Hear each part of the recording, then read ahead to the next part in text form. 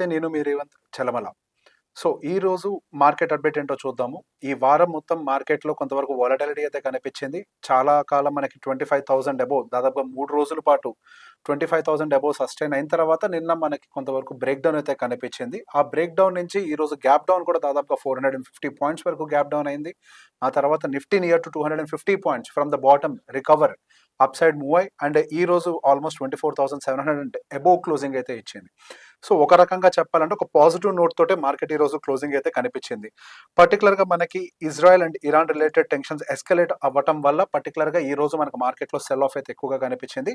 And పర్టికులర్‌గా Israel, Iran related facilities, nuclear facilities మీద through aircraft bombing చేయటం వల్ల ఈ ఇష్యూ అంతా కూడా ట్రిగ్గర్ అయింది. ఇన్‌ఫాక్ట్ నిన్న మార్కెట్ క్లోజింగ్ టైంకి అంటే నిన్న మన ఇండియన్ మార్కెట్స్ అయి ఉండొచ్చు, లేకపోతే యూఎస్ మార్కెట్స్ అయి ఉండొచ్చు. ఈవెన్ యూఎస్ మార్కెట్స్ క్లోజింగ్ టైంకి కూడా మనం గమనిస్తే వాళ్ళ మార్కెట్స్ కూడా గ్రీనర్ క్లోజ్ అయ్యాయి. ఆ తర్వాత మార్నింగ్ మనం నిద్ర లేచేసరికి దాదాపుగా యూఎస్ ఫ్యూచర్స్ అన్ని కూడా నెగెటివ్‌గా టర్న్ అవుట్ అయిపోయాయి. సో, దానికి సంబంధించి ఏంటి రీజన్ అని చెప్పేసి వెతకడం మొదలుపెడితే వార్ ఎస్కలేషన్. సో, బేసిక్ ఈ వార్ రిలేటెడ్ ఎస్కలేషన్ అనేది గత 2, 3 రోజుల నుంచి ఇన్‌ఫాక్ట్ మనం 1 వీక్ నుంచి కూడా దానికి సంబంధించి న్యూస్ కంటిన్యూస్‌గా వింటూనే ఉన్నాము. కాకపోతే నిన్న సడెన్‌గా అటాక్ చేయటము అనేది మాత్రం మార్కెట్‌ని సర్ప్రైజ్ చేసింది. దానివల్ల మనకి ఈవెన్ క్రూడ్ ఆయిల్ ప్రైజెస్‌లో కూడా మంచి అప్ మూవ్ అయితే కనిపించింది. క్రూడ్ ఆయిల్స్ అన్నీ కూడా మనకి ఈరోజు ఒక పెద్ద జంప్ అయితే ఇచ్చింది. దాదాపుగా క్రూడ్ ఆయిల్‌లోనే ఈరోజు 8% more than 8% up side move కనిపించింది. అండ్ దాంతో పాటుగా ఈవెన్ గోల్డ్ మళ్ళీ 1,00,000 మార్క్‌ని అంటే ఆల్మోస్ట్ ఆల్ టైమ్ హైని మళ్ళీ క్రాస్ చేయడం జరిగింది. సో, అన్‌సర్టెనిటీస్ అనేవి పెరిగే కొద్దీ మనకి మార్కెట్‌లో అటు క్రూడ్ ఆయిల్ అవ్వచ్చు, లేకపోతే గోల్డ్ అయి ఉండొచ్చు. ఇవన్నీ కూడా బాగా పెరగడం అయితే అబ్జర్వ్ చేస్తాం. సో, ఈరోజు వాటి యొక్క రియాక్షన్స్ కూడా కనిపించాయి. అండ్ దాంతో పాటుగా ఈరోజు ఇండియన్ మార్కెట్స్‌లో మనకి పాజిటివ్‌గా క్లోజ్ అయినటువంటి సెగ్మెంట్స్ మనకి అటు reality, health care, IT and yes pharma కొంతవరకు న్యూట్రల్‌గా క్లోజ్ అయింది. సో, కొన్ని సెగ్మెంట్స్ మాత్రం మనకు కొంత న్యూట్రల్‌గా క్లోజ్ అయ్యాయి. ఒక రకంగా డిఫెన్స్ సెగ్మెంట్ అయితే బాగా పాజిటివ్‌గా క్లోజ్ అయింది. అండ్ మిగతా every segment and here and there మనకి PSU banks, FMCG every segment is almost in negative. So, ఒక్కసారి మన అనాలిసిస్ ప్రకారం నెక్స్ట్ మనకి నిఫ్టీకి సంబంధించి మూవ్ ఎటువైపు ఉంటుందనేది కూడా ఒక్కసారి అనలైజ్ చేసే ప్రయత్నం చేద్దాము. సో, దీంతో పాటుగా మరికొన్ని అంశాలు కూడా ఒకసారి మనం డిస్కస్ చేయాలి. ఒకసారి టెక్నికల్‌గా వెళ్ళే ముందు ఫండమెంటల్‌గా మరికొన్ని యాక్టివిటీస్ ఉన్నాయి. ఇది కంప్లీట్ అయిపోయిన తర్వాత ఒకసారి ఇప్పుడు మనం టెక్నికల్ న్యూస్‌ని కూడా ఒకసారి అనలైజ్ చేసే ప్రయత్నం చేద్దాము. సో, పర్టికులర్‌గా US and China related deal almost finalize అయిపోయింది. అండ్ పర్టికులర్‌గా ఎర్త్ మినరల్స్‌కి సంబంధించి సప్లై ఇష్యూ ఏదైనా ఉంటుందేమో అని భయపడారు యూఎస్ గవర్నమెంట్. సో, ఈ ట్రేడ్ డీల్ ఫైనలైజ్ అయిపోయిన తర్వాత చైనా నుంచి ఎళ్లాల్సినటువంటి ఎర్త్ మెటల్స్ అన్నీ కూడా నార్మల్‌గానే సప్లై కంటిన్యూ అవుతుందని చెప్పేసి మనకు క్లారిటీ వచ్చింది. అండ్ దాంతో పాటుగా మనకి యూఎస్ నుంచి చైనాకి వెళ్ళాల్సినటువంటి చిప్స్ ఎక్స్‌పోర్ట్స్ కూడా కంటిన్యూ అవుతాయి. ఆ చిప్ ఎక్స్‌పోర్ట్ రిలేటెడ్ కూడా మనకి ఎటువంటి బ్రేక్ వచ్చే అవకాశం అయితే లేదు. అండ్ దాంతో పాటుగా ఈవెన్ యూఎస్‌లో పర్టికులర్‌గా ఎవరైతే స్టూడెంట్స్ ఉన్నారో ఆ స్టూడెంట్స్‌కి సంబంధించి ఏ ఒక్క బ్రేక్ కూడా గోయింగ్ ఫర్దర్ ఇవ్వము. అంటే రీసెంట్‌గా మనకి యూఎస్ గవర్నమెంట్ అయితే స్టూడెంట్స్ రిలేటెడ్ రిస్ట్రిక్షన్స్‌ని పెట్టింది. ఆ రిస్ట్రిక్షన్స్ అయితే గోయింగ్ ఫర్దర్ కంటిన్యూ అవ్వవు. సో, ఈ చైనా నుంచి వచ్చేటువంటి స్టూడెంట్స్ అక్కడ ఎడ్యుకేషన్‌ని కంఫర్టబుల్‌గా కంటిన్యూ చేయొచ్చని చెప్పేసి వాళ్ళు చెప్పారు. ఇన్‌ఫాక్ట్ మన ఇండియాకి ఎక్కువ టారిఫ్ రిలేటెడ్ అడ్వాంటేజెస్ ఉంటాయని చెప్పేసి నేను యాంటిసిపేట్ చేశాను. కాకపోతే China and US related tariff deal close అవ్వటంతోటి కొంతవరకు అడ్వాంటేజెస్ అంతా కూడా అటువైపుగా పుష్ అవుతున్నాయి. So, even rare earth metals related uncertainty మన ఇండియా వైపుగా కూడా కొంతవరకు అంటే చైనా సైడ్ నుంచి కూడా సప్లై మన దగ్గర కొద్దిగా తగ్గుతుంది. సో, ఇది కూడా అంటే కొన్ని అన్సర్టనిటీస్ అయితే పెరిగాయి. ఇన్‌ఫాక్ట్ టారిఫ్ స్ట్రెంత్ అవుతుంది అనుకున్నాను ఇండియాకి. కాకపోతే టారిఫ్ ఇప్పుడు చైనాకి ఎక్కువగా ఫేవరబుల్‌గా టర్న్ అవుట్ అయితే అవుతుంది. అండ్ దాంతో పాటుగా యూఎస్ సిపిఐ డేటా కూడా మనకి ఈ వీక్‌లో రిలీజ్ అయింది. ఎక్స్‌పెక్టెడ్ కంటే లోలో వచ్చింది. అండ్ యెస్ ప్రీవియస్ కంపారిజన్‌తో కంపేర్ చేస్తే కొంత హైలో ఉన్నప్పటికీ ఎక్స్‌పెక్టేషన్‌తో కంపేర్ చేస్తే 0.1% అనేది లోవర్ సైడ్ వచ్చింది. సో, ఈ మంత్ వస్తున్నటువంటి సిపిఐ ఇన్ఫ్లేషన్ డేటా కొంతవరకు ఎక్కువగా ఉంటుందని చెప్పేసి మార్కెట్ ఎక్స్పెక్ట్ చేసింది. టారిఫ్ రిలేటెడ్ ఇంపాక్ట్ కొంతవరకు దాని మీద ఉంటుందని చెప్పేసి యాంటిసిపేట్ చేశారు. కాకపోతే యాంటిసిపేట్ చేసిన దానికంటే కూడా కొంతవరకు డేటాస్ లోవర్ సైడ్ రావటము ఇది కొంతవరకు యూఎస్ మార్కెట్స్‌కి పాజిటివ్‌గా కనపడుతుంది. అండ్ మనకి నెక్స్ట్ మంత్ 18న మనకి ఫెడ్ రిలేటెడ్ యొక్క అవుట్‌కమ్ వచ్చే అవకాశాలు ఉన్నాయి. సో, దాని యొక్క ఇంట్రెస్ట్ రేట్ డెసిషన్‌ని బేస్ చేసుకొని ఇండియన్ మార్కెట్స్ అవ్వచ్చు, గ్లోబల్ మార్కెట్స్ అవ్వచ్చు పెద్ద డైరెక్షన్ తీసుకునే అవకాశాలు ఎక్కువగా కనపడుతున్నాయి. సో, గోయింగ్ ఫర్దర్ 18th ఏదైతే ఫెడ్ అవుట్‌కమ్ ఉంటుందో అంటే పర్టిక్యులర్ ఇంట్రెస్ట్ రేట్ కట్ ఉంటుందా లేదా అనేది. So, fed interest rate cut కనుక చేసింది అని అంటే మార్కెట్‌కి ఒక పెద్ద బూస్ట్ అయ్యి మార్కెట్స్ అన్ని కూడా అప్ సైడ్ వెళ్ళడానికి అవకాశాలు ఉన్నాయి. ఫెడ్ ఇంట్రెస్ట్ రేట్ కట్ కనుక చేయకపోయినా పాజ్‌లో పెట్టినా కానీ మార్కెట్ ఎక్కువగా డిసప్పాయింట్ అయ్యే అవకాశాలు కనపడుతున్నాయి. సో, ఒక్కసారి మళ్ళీ ఇవాల్టి మార్కెట్ ఏం జరిగిందో చూద్దాం. అలానే మనకి నెక్స్ట్ వీక్‌లో మార్కెట్ ఏ డైరెక్షన్‌లో ఉండే అవకాశాలు ఉంటాయో కూడా దాన్ని కూడా ఒకసారి చూద్దాం. సో, ఈ రోజు మార్కెట్‌లో మనకి బ్యాంకింగ్ సెగ్మెంట్ అయి ఉండొచ్చు. Majority of the HDFC bank, Reliance, ITC, ICICI bank, so అన్ని కూడా నెగిటివ్ లోనే క్లోజ్ అయ్యాయి.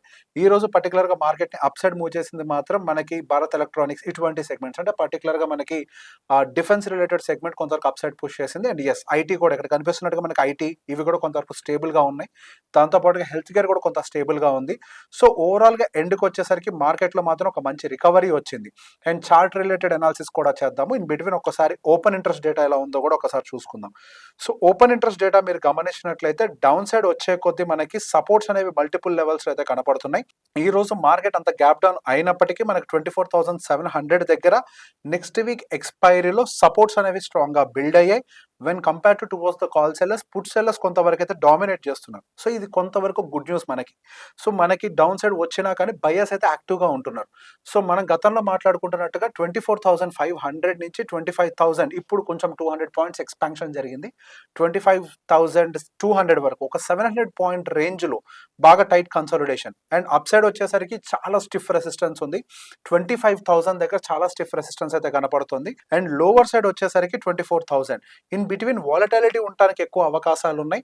అండ్ ఈ వీకెండ్ లో కనుక మనకి వార్ రిలేటెడ్ ఏది కూడా escalation, yes already war related issues అయితే ఎస్కలేట్ అయినాయి.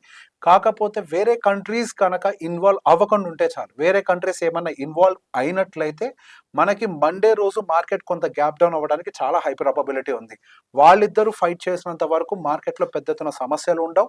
అలా కాకుండా ఇంకా వేరే వాళ్ళు ఇన్వాల్వ్ అయినట్లయితే, అంటే అమెరికా ఇటువంటి వాళ్ళు కనుక ఇన్వాల్వ్ అయినా, లేదా చైనా కానీ రష్యా కానీ ఇటువంటి వాళ్ళు ఎవరైనా ఇన్వాల్వ్ అయినా కానీ మనకు కొంతవరకు అన్సర్టినిటీ బాగా పెరిగే అవకాశాలు ఉన్నాయి. సో దీని మేరకు మనం కొంతవరకు ఎస్టిమేషన్స్ కూడా పెట్టుకోవాలి. మార్కెట్ లో గోయింగ్ ఫర్దర్ మనకైతే కొంతవరకు సపోర్ట్ అంటే అదర్ కంట్రీస్ నుంచి ఇజ్రాయెల్ కి కానీ ఇరాన్ కి కానీ వచ్చే అవకాశాలు పెద్ద ఎత్తున ఉండకపోవచ్చు. ఇంతకు ముందు మాట్లాడుకున్నట్టే ఎవరు కూడా ఈ వార్స్ ని ఎఫర్ట్ చేసేటువంటి కండిషన్స్ లో లేరు. సో ఐ స్ట్రాంగ్లీ బిలీవ్ ఇది కొంతవరకు ఇక్కడే సబ్సైడ్ అయిపోతుంది. పెద్ద ఎత్తున మార్కెట్ అయితే డౌన్ సైడ్ వస్తుంది అనేది నేను బలంగా ఏమీ నమ్మట్లేదు. సో ఇక్కడే సబ్సైడ్ అవుతుంది అని కూడా నేను అనుకుంటున్నాను. ఒక్కసారి చార్ట్స్ లోకి వెళ్ళి మనకు మార్కెట్ ఉన్నటువంటి కండిషన్ కూడా గమనిద్దాము. సో ప్రీవియస్ గానే మనం ఈ సపోర్ట్ ఆర్ రెసిస్టెన్స్ లైన్స్ అయితే తీసుకున్నాము. ఆ రెసిస్టెన్స్ లైన్స్ బిలోనే మాక్సిమం మార్కెట్ కన్సాలిడేట్ అయ్యే ప్రయత్నం చేస్తుంది. అండ్ అలానే ఒక బాక్స్ ను కూడా ఫామ్ చేసింది. దీన్ని ఒక బాక్స్ థియరీ అంటారు, చాలా మంది మాట్లాడుతూ ఉంటారు. సో ఐదర్ సైడ్ మనకి ప్రాపర్ గా బ్రేక్అవుట్ వచ్చేంత వరకు కూడా మార్కెట్ ఆ బాక్స్ లోనే కన్సాలిడేట్ అయ్యే అవకాశాలు ఎక్కువగా ఉన్నాయి. సో దాంతో పాటుగా ఒకసారి వీక్లీ మొత్తంలో కూడా మనం గమనించినట్లయితే మనకి ప్రాపర్ గా స్ట్రాంగ్ గా క్లోజ్ అయినటువంటి సెగ్మెంట్స్ ఏమైనా ఉన్నాయి అని అంటే మనకి హెల్త్ కేర్ సెగ్మెంట్ 1.5% పాజిటివ్ గా క్లోజ్ అయితే, ఐటీ సెగ్మెంట్ ఈ వీక్ లో కొంతవరకు స్ట్రాంగ్ గ్రోత్ డెలివరీ చేసింది. దాదాపుగా 3% అప్సెట్ పొటెన్షియల్ గా మార్కెట్ లో క్లోజింగ్ అయితే ఇచ్చింది. And even pharmaceutical 1.39%. So apart of ఒక రకంగా చెప్పండి health care, IT and pharma, ఈ 3 సెగ్మెంట్స్ మాత్రమే కొంత నెట్ పాజిటివ్ లో ఉన్నాయి. ఇన్ఫాక్ట్ మనకి నిఫ్టీ దాదాపుగా 1.14% నెగిటివ్ లో క్లోజ్ అవుతుంది. అండ్ ఈవెన్ మనకి small cap comparative to Nifty తక్కువగా ఫాల్ అయింది, hardly like 0.4. Mid cap also మనకి కంపారిటివ్లీ తక్కువగానే ఫాల్ అయింది, 1.18%. అంటే మనకి లార్జ్ క్యాప్ లో కొంతవరకు సెల్లింగ్ అయితే ట్రిగర్ అయింది. సో నెక్స్ట్ మనకి ఏం జరగబోతోంది అనేది కూడా ఒకసారి యాంటిసిపేట్ చేస్తే, ఈ వార్ కనుక ఎస్కలేట్ అయినట్లయితే ఇరాన్ దగ్గర నుంచి మనకి క్రూడ్ ఆయిల్ సప్లై అనేది సహజంగా ఎక్కువగా ఉంటుంది. క్రూడ్ ఆయిల్ సప్లై కనుక ఏమైనా ఇంపాక్ట్ అయింది అని అంటే మాత్రం మళ్ళీ $65-70 పర్ బ్యారెల్ ఉన్న ప్రైస్ $125 వరకు కూడా వెళ్ళే అవకాశాలు ఉన్నాయనేది మార్కెట్ యాంటిసిపేషన్ ఉంది. ఒకవేళ ఆ ప్రైస్ కనుక పెరిగింది అని అంటే ఇండియన్ మార్కెట్స్ మీద కొంత ఇంపాక్ట్ పడే అవకాశాలు చాలా ఎక్కువగా కనపడుతున్నాయి. సో ఈ వార్ కనుక సబ్సైడ్ అయినట్లయితే మార్కెట్ మళ్ళీ స్టెబిలైజ్ అవుతుంది. ఈ మంత్ 18వ తారీఖు, జూన్ 18వ తారీఖు రాబోతున్నటువంటి fed interest rate cut base మీద మాత్రమే మనకి నెక్స్ట్ మార్కెట్స్ ఎక్కువగా రియాక్ట్ అయ్యే అవకాశాలు ఉంటాయి. అండ్ దాంతో పాటుగా సెన్సెక్స్ లో కూడా ఒక long term trend line break మళ్ళీ బ్రీచ్ అయినట్టుగా అయితే కనపడుతుంది. ఒకసారి డైలీ టైం ఫ్రేమ్ లోకి వెళ్ళి మీరు చెక్ చేసినా కానీ మళ్ళీ డౌన్ సైడ్ క్లోజింగ్ అయితే వచ్చింది. కొంత వెయిట్ చేయాలి అగైన్. సో మనం ప్రీవియస్ గా కూడా చెప్పుకున్నాం, మార్కెట్ అప్ సైడ్ వెళ్ళినా కానీ సెల్లింగ్ అయితే ట్రిగ్గర్ అవుతుంది. వన్ సింగిల్ డైరెక్షన్ లో మార్కెట్ పైకి వెళ్ళే అవకాశాలు లేవు. ఇన్ఫాక్ట్ ఈ రోజు మనకి మేబీ వార్ ఇష్యూ వల్ల మనకి డౌన్ సైడ్ ట్రిగ్గర్ అయిందేమో, కానీ నిన్ననే మార్కెట్ లో కొంత ప్రాఫిట్ బుకింగ్ అయితే గమనించాం. సో మార్కెట్ లో అప్ సైడ్ పొటెన్షియల్ ఇమీడియట్ గా అయితే లేదు, కొంత వెయిట్ చేయడం చాలా ఇంపార్టెంట్ అని నేను అనుకుంటున్నాను. సో ఈ వీడియోని అందరికీ షేర్ చేయండి. Thank you very much.